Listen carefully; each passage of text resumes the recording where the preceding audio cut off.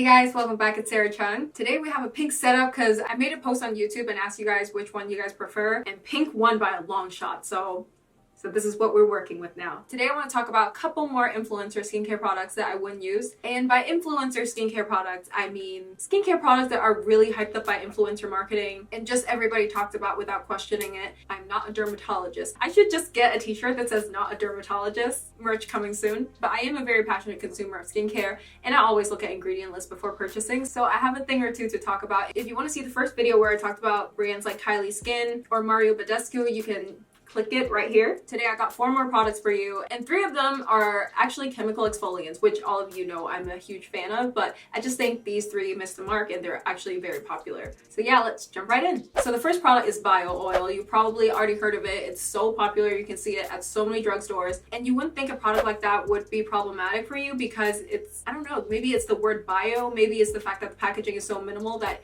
it looks clinical almost, that I bought it myself before I realized that you can read ingredient lists. And the marketed use is for like scar, stretch marks, which by the way, not really any topical treatment is going to help with deep, old stretch marks. I have them myself and you can kind of help the appearance of it with topical like moisturizers, but it's not really something that can be fixed on the surface. But that's another video. What bio oil essentially is just mineral oil with a bunch of fragrance oils, things like lavender oil, rosemary oil, fragrance dye, which is why it has that tint. And lavender oil is pretty high up the list. And what I find worrying is that because it's marketed as kind of like a scar healing product, like you see so many people talk about it as a product to use if you're trying to heal acne scars. And lavender oil is the last thing you should be putting on your skin if you're trying to heal acne scars. It's going to cause more inflammation, more irritation. It's going to prolong the healing process. And lavender oil has a fragrant component called this, I can't pronounce it, but this component of lavender oil has actually been shown to be cytotoxic, meaning that it can cause skin cell death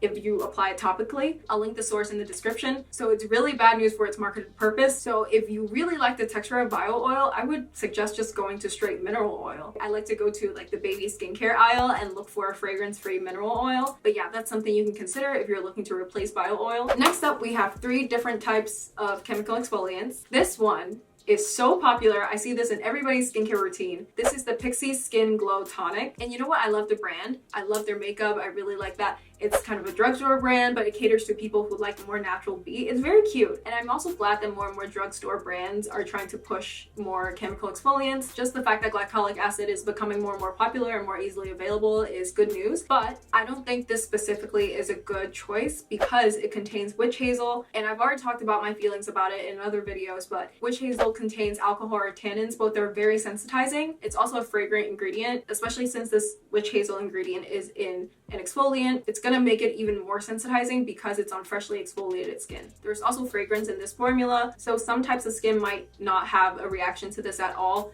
in the beginning, but it's still going to cause wear to your skin over time. And there are more alternatives now for fragrance-free and affordable glycolic acid. I know Inky List has one, so I would really avoid this product if you're looking for a chemical exfoliant. Another thing about this is I see a lot of people use this glow tonic as a way of reducing acne, breakouts, and glycolic acid to an extent can help with that. But glycolic acid is more for skin texture. I think a better chemical exfoliant to use if you're trying to reduce acne would be BHA or salicylic acid. So yeah, not the best. Next up, I'm about to get myself kicked off this PR list. Huda Beauty now has a skincare line, and I like some of Huda Beauty's products, and they've sent me a couple of their products that unfortunately never ended up on my skin because I read the ingredient list. One of the most popular launches by Wishful Skin is the Yo Glow Enzyme Scrub. I think that's their first product, and in this scrub there is a high amount of denatured alcohol which compromises your skin barrier. There's rose extract, which is fragrance, orange extract, lemon extract, magnolia extract.